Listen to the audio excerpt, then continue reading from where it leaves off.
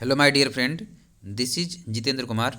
दोस्तों, आज हम लोग बात करेंगे जो प्रीवियस ईयर में सीटेट का आपका एग्ज़ाम हुआ है ऑनलाइन वाला। उसमें जो है आपका काफ़ी जो है ना टिपिकल पूछा गया है, यानी कि कहने का अर्थ है तो आसान ही और सेम ही टू, लेकिन लैंग्वेज में घुमाया गया है। तो देखेंगे कि चार ऑप्शन में से कैसे एक ऑप्शन को छांटना है। ठीक है, जो भी 2022 में ऑनलाइन का पेपर हुआ है, ये कौन सा डेट का है, तो ये अगर देखेंगे 27/12/2021 का पेपर है। ठीक है दोस्तों, अगर आप इस चैनल पर न्यू है तो इस चैनल को ज़रूर सब्सक्राइब कर लीजिए, क्योंकि ये वीडियो का नोटिफिकेशन सबसे पहले आपको पहुँचे। इसके बाद अपने दोस्तों में ज़्यादा से ज़्यादा शेयर कीजिए। अगर कोई दिक्कत होता है तो आप कमेंट करके बता सकते हैं, अगला वीडियो में मैं उसे सोल्व करने की कोशिश करूँगा। ठीक है, चलिए क्वेश्चन को देखते हैं, सोल्व करते हैं कि कैसे क्वेश्चन सोल्व होगा। चार ऑप्शन में से एक ऑप्शन आपको छांटना है और बहुत आसानी से छट जाएगा। अगर इसमें से 30 क्वेश्चन पूछता है सीडीपी का, इसमें से 30 में 30 लाना आसान होता है, ये काफ़ी ठीक है, इसमें आप ला सकते हैं। अदरवाइज दूसरे विषय में थोड़ा सा दिक्कत भी है, लेकिन इसमें ला सकते हैं आप। ठीक है, हिंदी में भी ला सकते हैं। चलिए देखते हैं, बच्चों के संदर्भ में विकास के अंतर्गत क्या आता है। क्या केवल गुणात्मक होता है? केवल गुणात्मक नहीं होता, केवल मात्रात्मक होता नहीं, ये दोनों होता है, गुणात्मक और मात्रात्मक होता है। गुणात्मक का मतलब है क्वालिटी से। ठीक है, जैसे डेवलपमेंट आपका होता है उसमें सारे पक्ष डेवलपमेंट होते हैं। जैसे आपका संवेगात्मक होता है, मानसिक होता है, आर्थिक, हर चीज़ डेवलप करेगा। इसके बाद में उसको मापा भी जा सकता है, जैसे हम देखते हैं आईक्यू मापते हैं। ठीक है, तो ये सब दोनों हो सकता है इसमें। ठीक है, दोनों होगा। अगला देखते हैं 2 नंबर क्वेश्चन। 2 नंबर में कहता है निम्नलिखित में से कौन सा एक विकल्प सूक्ष्म गत्यात्मक कौशल का उदाहरण है। दोस्तों, यहाँ पे समझना ये है कि सूक्ष्म मतलब क्या, आपको जो है कोई बारीकी से काम करना है। ठीक है, उसमें आपका सूक्ष्म गति, जैसे आपको पूरे शरीर का पूरे पार्ट आपका मूवमेंट नहीं होगा, कुछ पार्ट होगा।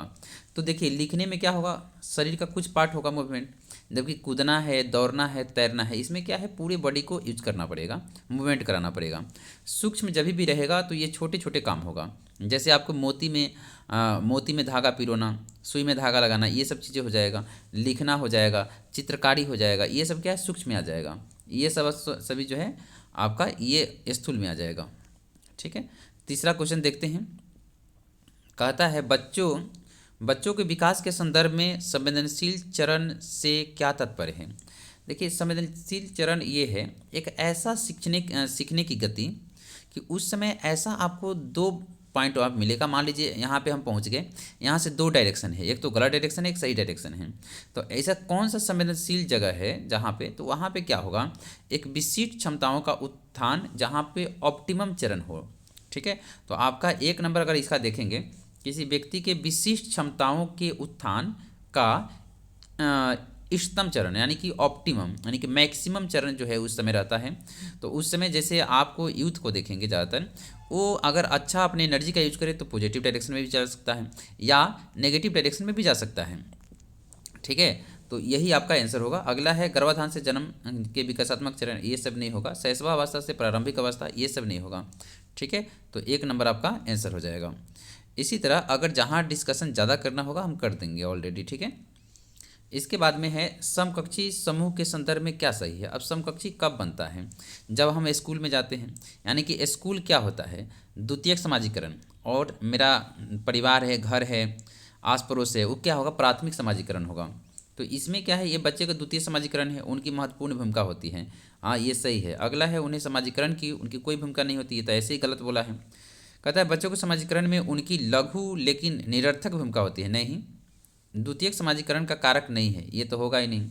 ये द्वितीयक का है, तो 1st नंबर आपका आंसर हो जाएगा। इसी तरह हम 5 नंबर क्वेश्चन देखते हैं। 5 नंबर में कहता है इनमें से कौन सा उप अवस्था लॉरेंस कोहलबर्ग के नैतिक विकास की पारंपरिक अवस्था है। देखिए, लॉरेंस कोहलबर्ग का 3 अवस्था है, तो आपको ध्यान रखना है, एक में पारंपरिक हो जाएगा। ठीक है, दूसरा है पहले आएगा पूर्व पारंपरिक, इसके बाद पारंपरिक आ जाएगा, इसके बाद तीसरा आ जाएगा उत्तर पारंपरिक। तो आपको ध्यान रखना है, पारंपरिक के अंदर आएगा, इसमें क्या है, ये आपका आएगा 4 बरस से लेकर 10 बरस तक। तो इसमें क्या है, नैतिक 4 वर्ष से पहले तो नैतिक ये विकास होती नहीं है। वो तो अपना देखते हैं आप, कभी कभी जो है पापा मम्मी को भी पीट देता है 4 साल से छोटे बच्चे, क्योंकि उसके पास नैतिक का कोई ज्ञान नहीं रहता है। लेकिन 4 से 10 वर्ष के बीच में नैतिक का ज्ञान आने लगता है, लेकिन वो दूसरों का अनुकरण करके करता है, देखता है, या नहीं तो दंड और आज्ञा पालन करके, यानी कि वो जानता है कि ये काम करेंगे तो मम्मी का पिटाई लग सकता है, इसलिए उसके आधार पे तो दंड और आज्ञाकारी इसके अंदर आ जाएगा। दूसरा है पारंपरिक अवस्था, इसमें अच्छा लड़का अच्छा लड़की भी आता है, ठीक है। इसमें क्या है, अपने आप को जो है समाज के अनुरूप ढालने की कोशिश करता है, और दूसरा कि समाज कैसे अच्छा कहे उसके हिसाब से। फिर एक तीसरा है कि इसमें उत्तर पारंपरिक, यानी कि इसमें जो आएगा अपने आप को जो है अपना भी पक्ष देखेगा और समाज का भी देखेगा, नियम कानून भी देखेगा। कहेगा कि अपना जो है अगर आहत होता है मान लीजिए किसी का, तो उसे समाज में कानून को भी बदला जा सकता है, ठीक है, सबके लिए लागू होना चाहिए। अगर नहीं लागू होता है तो उसे बदला जा सकता है। कहने का अर्थ है व्यक्तिगत को भी ध्यान रखेगा, अपने आप को भी। अब यहाँ पे चलिए देखते हैं कि कौन सा होगा। तो अनुदेशन उद्देश्य के आदान प्रदान या सार्वभौमिकता का नैतिक सिद्धांत है। देखिए ये अनुदेशन जो है दूसरे पर डिपेंड है, ये कौन सा होगा, पूर्व परंपरागत में आएगा, ठीक है, ये पूर्व परंपरागत में आएगा। इसके बाद सार्वभौमिकता का सिद्धांत ये लास्ट में आता है, उत्तर परंपरागत में आएगा। ये भी अनुबंधन, नैतिकता और अधिकार कानून, ये भी आएगा उत्तर परंपरागत में। जैसे सामाजिक सरोकार और आत्मबोध ये आपका आएगा, और अच्छा लड़का अच्छे लड़की ये जो आएगा आपका परंपरागत में आएगा। तो यहाँ 4 नंबर आपका आंसर हो जाएगा। इसके बाद छठा क्वेश्चन है, समायोजन घटित होता है। समायोजन कब घटित होता है? कह रहा बच्चे अपने अनुभव को वर्तमान स्कीमाओं में सम्मिलित करने के लिए उनका रूपांतरित करता है। यानी कि कहने का जो पहले से ज्ञान है और सेकेंड वाला जो कुछ भी आ रहा है मान लीजिए, तो इसमें चेंज करके इसमें रखेगा, जबकि इसे नहीं कहते हैं। हम पहले से जो मेरे पास ज्ञान है उसमें परिवर्तित करके नया ज्ञान को सम्मिलित करने को कहते हैं समायोजन। तो ये 2 नंबर में लिखा है, बच्चे वर्तमान स्कीमा में परिवर्तन करके नए अनुभव को, अभिप्राय को समझता है। शुरू वाला जो ज्ञान है पहले से, उसमें जो है ना परिवर्तन करके नया ज्ञान को रखना ही कहलाता है समायोजन। एक होता है समावेशन। तो आप समावेशन में समझिए, समावेशन के अंदर या आत्मसातीकरण आता है इसके जगह पे, ठीक है, आत्मसातीकरण। तो इसमें आपको समझना है कि पूर्व ज्ञान के नए ज्ञान के सीधा सीधा मिलाना बिना कोई चेंजिंग का, तो उसको आज समावेशन कहेंगे, ठीक है। जैसे एक एग्जांपल मान लीजिए लेते हैं कि बच्चा जो है मान लीजिए बकरी के बच्चा देखता है, और बकरी के बच्चा देखने के बाद में दूसरा बकरी का बच्चा देखता है और उसे पता है कि बकरी का बच्चा ऐसा होता है, लेकिन वही दूसरा बछड़ा देखता है, गाय का बच्चा, तो वो कहता है बहुत बड़ा बकरा है। उसमें क्या है, उसने जो है ना गलत, उसने पहले से जो ज्ञान था उसमें उसको सीधा सीधा सम्मिलित किया बिना चेंज किए, तो उसको कहेंगे समावेशन या आत्मसातीकरण। लेकिन वही अगर कोई बता देगा और चेंज कर लेगा पहले का ज्ञान का कि नहीं ये दोनों में डिफरेंस कर लेगा, तो उसको कहेंगे समायोजन। इतना आप ध्यान रखिएगा दोनों में, ठीक है। 7 नंबर देखते हैं, कहता है एक 5 वर्षीय बच्चे 16 फूलों के चित्र दिखाए जाते हैं और 4 लाल है और 12 नीले हैं। बच्चे से जब पूछा जाता है कि क्या नीले फूल अधिक है या नीले फूल अधिक है या लाल फूल अधिक है, तो बच्चे ने उत्तर दिया कि नीले फूल अधिक है। जिन प्याजे की कौन सा सिद्धांत है? इसमें अगर देखेंगे यहाँ पे लाल फूल अधिक नहीं, यहाँ पे पूरे कुल फूल पूछा गया है, ठीक है, यहाँ पे कन्फ्यूजन है आपको, यहाँ पे जो है ना चेंजिंग हो जाएगा, यानी कि लाल फूल अधिक है या कुल फूल अधिक है, तो बच्चा कहता है नीला फूल अधिक है, लेकिन होना चाहिए कुल फूल। यहाँ पे दिक्कत क्या हुआ, श्रेणीबद्ध करने और वर्गीकृत करने में दिक्कत हुआ है। क्रमबद्धता मतलब होता है क्रम से लगाना, यहाँ क्रम की कोई बात नहीं है, ठीक है। सकर्मक अनुमान में है कि सीधा सीधा इसमें जो है ना एग्जैक्ट अनुमान लगाया जाता है पहले का ज्ञान के बेसिस पे, ठीक है, तो ये वाला नहीं आएगा। जैसे ए ग्रेटर देन बी है, अब बी ग्रेटर देन सी है, तो कोई बच्चा कहता है ए ग्रेटर देन सी है, ये जो है ना सकर्मक अनुमान है, मतलब एग्जैक्ट अनुमान लगाता है प्रीवियस ज्ञान के अनुसार। इसी तरह अगर ये वाला चिंतन देखेंगे, प्रतिज्ञप्ति चिंतन, ये चिंतन जो है ना पहले से किसी चीज़ के बारे में चिंतन करना, ठीक है, न्यू कोई चीज़ आता है तो उसमें भी चिंतन करता है उसी हिसाब से, उसको प्रतिज्ञप्ति चिंतन कहते हैं।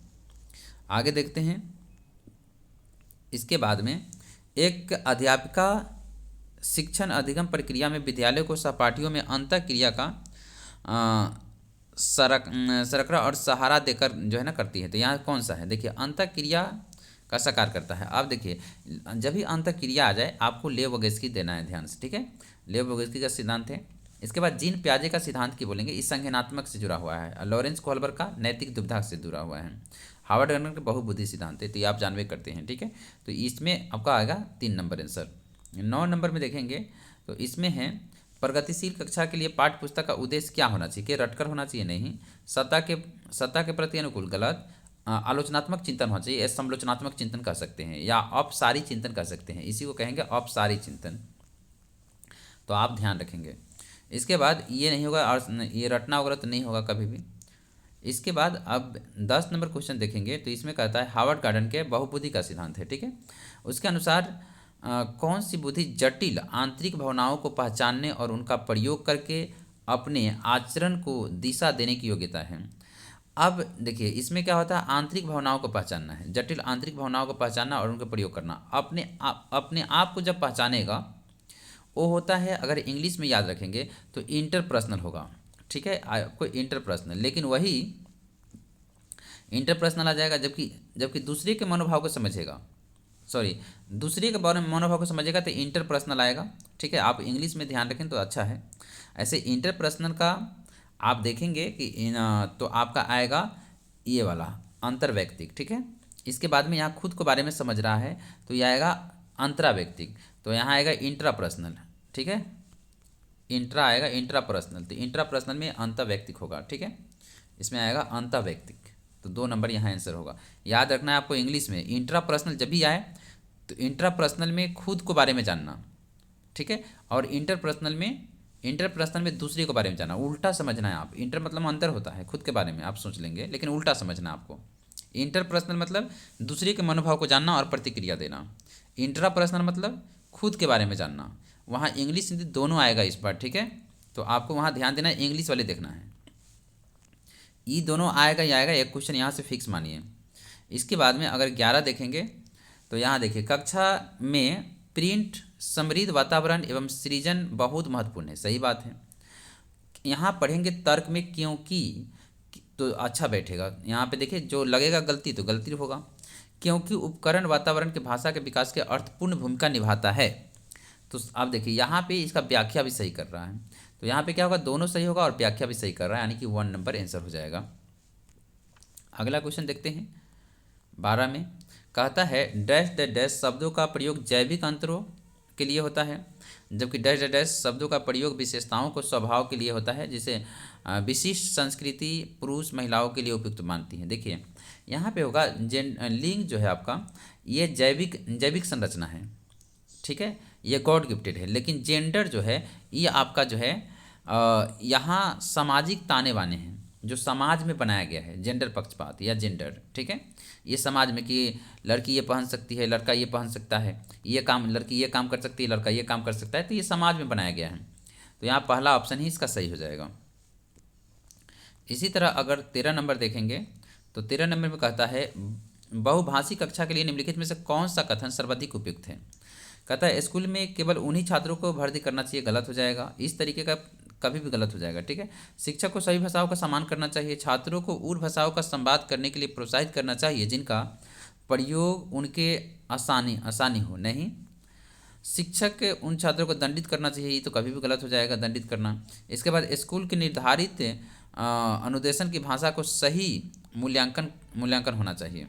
स्कूल के निर्धारित अनुदेशन के भाषा यहाँ पे कहता है बहुभाषा, शिक्षक को सम्मान करना चाहिए, सही भाषा को संवाद करने के लिए प्रोत्साहित करना चाहिए जिनको प्रयोग उन्हें आसान हो। हाँ उनके ये जो है यही सही होगा 2 नंबर, क्योंकि ये बच्चे के बारे में बोला गया है, ठीक है। तो आपको ध्यान रखना है ये बच्चे के बारे में बोला गया है कि उनको प्रयोग करने में आसान होते, ये 2 नंबर आपका आंसर होगा। ये टीचर के लिए नहीं आसान भाषा, ठीक है, तो 2 नंबर सही होगा।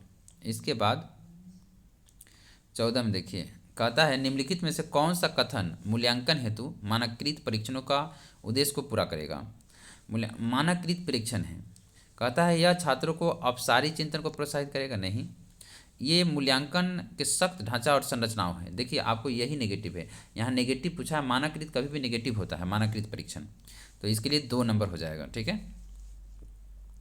15 में देखते हैं निम्न में से कौन सी विधि अधिगम के लिए आकलन है? तो अधिगम के लिए आकलन क्या होगा? शुरू में आकलन। नाम से ही पता चल रहा अधिगम के लिए आकलन, यानी कि शुरू में आकलन। एक होता है अधिगम का आकलन, अगर रहेगा अधिगम का आकलन तो लास्ट में होगा, ठीक है। अधिगम के लिए आकलन होगा, के लिए आकलन तो ये शुरू में होगा, क्योंकि पढ़ने के लिए आकलन हो रहा है तो शुरू में होगा। अधिगम के रूप में आकलन होगा, अगर के रूप में, तो शिक्षण के दौरान होगा, सहपाठी आकलन भी कर सकते हैं, ठीक है। ये 3 ध्यान रखना है। अधिगम के लिए आकलन शुरुआत में आकलन, अधिगम का आकलन लास्ट में, अधिगम के रूप में आकलन पढ़ाने के दौरान आकलन, ठीक है। ये तीनों में ध्यान रखिएगा आप। चलिए इसमें होगा अधिगम के लिए आकलन है तो सिर्फ साल के अंत में आकलन, ये नहीं, अधिगम का आकलन हो जाएगा। बच्चों को संप्रत्यय बुद्धि का नियमित प्रलेखनीकरण, यही आपका आंसर हो जाएगा। मानकीकृत परीक्षण तो कभी भी नहीं आएगा, ठीक है। ये सब तो नेगेटिव हो जाता है। केवल स्मरण वाला नहीं आएगा। 16 में कहता है एक अध्यापक अपने विद्यार्थियों को गणित के सवालों को उत्तर तक पहुंचने की प्रक्रिया को व्याख्या करने के लिए बढ़ावा देती है। अधिगम की प्रक्रियाओं के संदर्भ में यह तकनीकी कौन सा है? देखिए, सवालों तक पहुंचने का व्याख्या करने के लिए बढ़ावा देता है तो सही है। यह अर्थहीन है, कभी भी नहीं हो सकता। कभी कभार ये इस्तेमाल करना चाहिए, नहीं। अधिगम के गति में बाधक है, नहीं। अधिसंज्ञानात्मक कौशल को विकास करने में मदद करता है, सही है ये, ठीक है। 4 नंबर। इसके बाद 17 में देखेंगे, कहता है समावेशी शिक्षा किन विद्यार्थियों के लिए सही है? देखिए, समावेशी कक्षा में सभी पढ़ सकता है। सृजनात्मक बच्चा, सौलीन वाला, यानी कि कोई भी विकार से हो चाहे सृजनात्मक हो, सभी बच्चा इसमें पढ़ सकता है। तो ये चारों आपका यहाँ पे सही होगा। देखते हैं चारों ऑप्शन किस में हैं, ठीक है। तो 4 नंबर ऑप्शन में आपका चारों है, ये सही हो जाएगा। इसके बाद अगला क्वेश्चन देखते हैं 18 नंबर। कहता है एक ऐसी दशा जिसमें कोई बच्चा पढ़ते समय कुछ अक्षरों और शब्दों को हटा देता है, यानी कि जैसे मान लीजिए हट जाता है या प्रतिस्थापित कर देता है। जैसे 6 9 है तो उसके जगह पे उसको 9 6 दिखेगा। तो ये क्या है? दिमाग में जो है ना सोचने में दिक्कत हो रही है, यानी कि सोचने में दिक्कत हो तो पढ़ने में भी दिक्कत है। वाचन वैकल्प यहाँ पे आंसर आपका हो जाएगा, ठीक है। सौलीनता नहीं होगा, खुद में लीन रहता है बच्चा। अधिगम असहाय नहीं होगा, अधिगम असहाय से लगेगा उसको हमेशा डर रहेगा फेल होने का। अवधान न्यूनतम नहीं होगा, ठीक है। इसके बाद में 19 में देखेंगे तो क्या कह रहा है, बिंदु अपने आप से परियोजनाओं पर कार्य करने के लिए बहुत उत्साहित रहती है। वह मौलिक एवं अभिसारी अवधानों को खोज कर लेती है और उनके गुण को और संकेत करती है। ये कौन सा है? ये आपका सृजनात्मक चिंतन हो जाएगा, ठीक है। इसके बाद में यहाँ पे सही है, औपचारिक समाधानों को खोज करती है, यानी कि जो भी चिंतन है उसको खोज करती है। खोज करना कहीं भी अच्छा हो जाता है, चाहे औपचारिक रहे चाहे अभिसारी रहे। इसके बाद अगला देखते हैं 20 नंबर। कहता है आंशिक दृष्टि वाले विद्यार्थियों के लिए निम्न में से कौन सा अधिगम सामग्री उपयुक्त होगा? बड़े प्रिंट में छपी पुस्तक, हाँ ये ठीक है। त्रिआयामी, ये भी सही है। इसके बाद छोटे प्रिंट में ये नहीं होगा। इसके बाद सॉफ्टवेयर जो मूल पाठ को वाक्य में परिवर्तित कर देता है, ये भी सही होगा, यानी कि 1 2 और 4 होगा। 1 2 और 4, तो यहाँ 2 नंबर आपका आंसर हो जाएगा। इसी तरह अगला देखेंगे 21 में, तो कहता है कक्षा में बच्चों के अधिगम को सहयोग देने के लिए निम्न में से कौन सी योजना प्रभावशाली नहीं है? चलिए, बच्चों को सहयोग देने के लिए कौन सा प्रभावशाली नहीं है? संप्रदायों और नक्शों का निर्माण में बच्चों को सहायता करना, बच्चों के स्मृति सहायक विधियों का खंडीकरण करना और उपयोग करना। इसके बाद में है बच्चों को प्रश्नों के उत्तर निष्क्रिय नकल उतारने में करना, हाँ ये नहीं होगा। देखिए, बच्चों को प्रश्न निष्क्रिय नकल उतारना है, एक्टिव नहीं होकर सीधा उतार लेना है, तो यही आपका नेगेटिव हो जाएगा। इसके बाद में बाकी सब पॉजिटिव है। बच्चों को सहयोग साथ में बैठाने के लिए प्रेरित करना, ये भी सही है। इसके बाद 22 नंबर देखते हैं। कहता है निम्न में से कौन सा सवाल प्रक्रियात्मक ज्ञान से संबंधित है? अच्छा, प्रक्रियात्मक ज्ञान में हो, मानचित्र में यहाँ पे क्या है, अमेरिका की राजधानी। प्रक्रियात्मक में जिसमें किसमें प्रक्रिया अपनाया जाएगा, जिसमें बहुत सारे स्टेप होगा, तो स्टेप किस में होगा? देखिए, मानचित्र में मतलब इसमें सीधा सीधा आंसर दे देगा, तो इसमें तो नहीं होगा, ये भी नहीं होगा, क्योंकि ये फैक्ट पे आधारित है, सीधा सीधा आंसर देगा। 3 अंकों वाली संख्याओं को जोड़ना, हाँ इसमें स्टेप हम यूज कर सकते हैं, तो ये 3 नंबर आपका आंसर हो जाएगा। प्रकाश संश्लेषण की परिभाषा, तो इसमें परिभाषा है, सीधा परिभाषा रट के दे देगा। इसके बाद 23 में देखेंगे तो 23 में कहता है राष्ट्रीय शिक्षा नीति 2020 में प्रस्तावित करती है कि शिक्षा कैसा होना चाहिए। ज़्यादातर आपको ध्यान दिया है लचीलापन पे, अन्वेषण पे, खोज पे। देखिए यहाँ पे आपको यहाँ मिल गया 2 नंबर आंसर। वेतन अभ्यास कभी भी नहीं हो सकता, ये नेगेटिव होता है।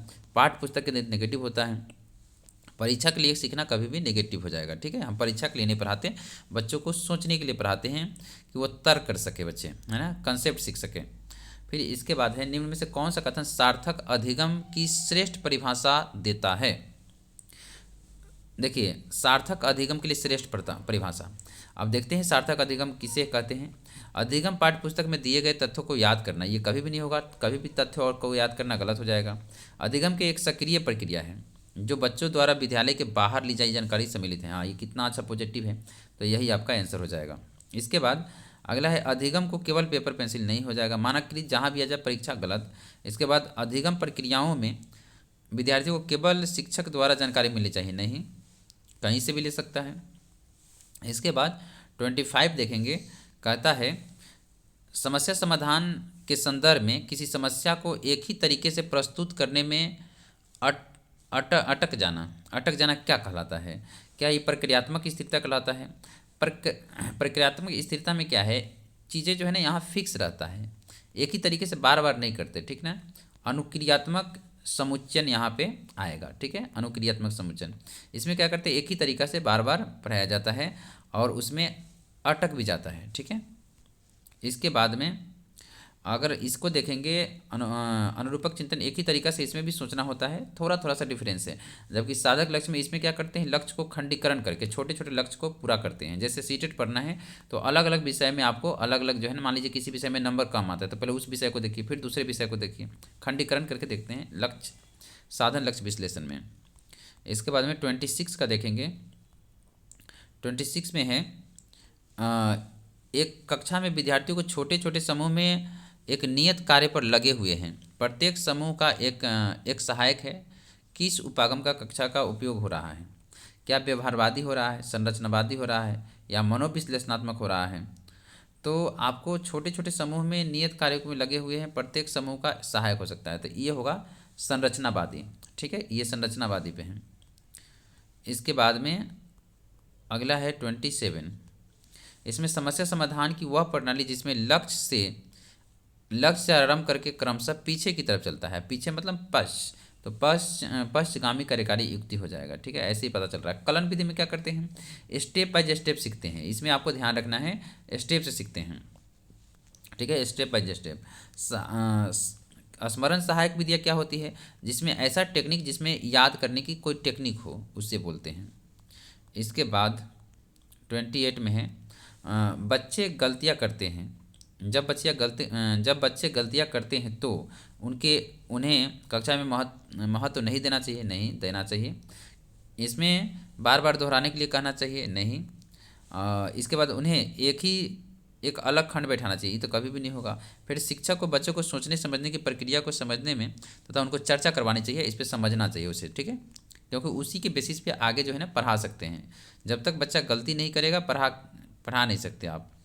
अगला है, एक शिक्षक अपने छात्रों को सीखने के लिए आंतरिक रूप से प्रेरित बने रहने के लिए कैसा प्रोत्साहित कर सकता है। देखिए, दुश्चिंता का भय पैदा करके, कभी भी भय पैदा करके नहीं कर सकते। जैसे आपको सीटेट का मान लीजिए आपके पास भय है, सिर्फ सीटेट पास करना है और उसका भय सता रहा है, तो आप और दिक्कत हो जाएगा, जो आप पढ़ रहे हैं वो भी भूल जाएंगे, तो वो नहीं होना चाहिए। मेन है आपको फोकस करना है लर्निंग पे, सीखने पे।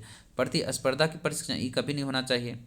इसके बाद व्यक्तिगत निपुणता लक्ष्यों को निर्धारित करने के लिए उपागम में सहयोग करना चाहिए और इनाम ट्रॉफी देना चाहिए, ये तो कभी भी नहीं होगा, तो 3 नंबर आपका पॉजिटिव हो जाएगा। इसके बाद में इसी तरह देखते हैं 30 नंबर, किस विद्यार्थी को योजना बनाने और जांचने और मूल्यांकन करने और अपने ही अधिगम में परिवर्तन करने की क्षमता क्या कहलाती है। देखिए, खुद के अधिगम में परिवर्तन करेगा तो उसको बोलते हैं अधिसंज्ञान, एक संज्ञान होता है।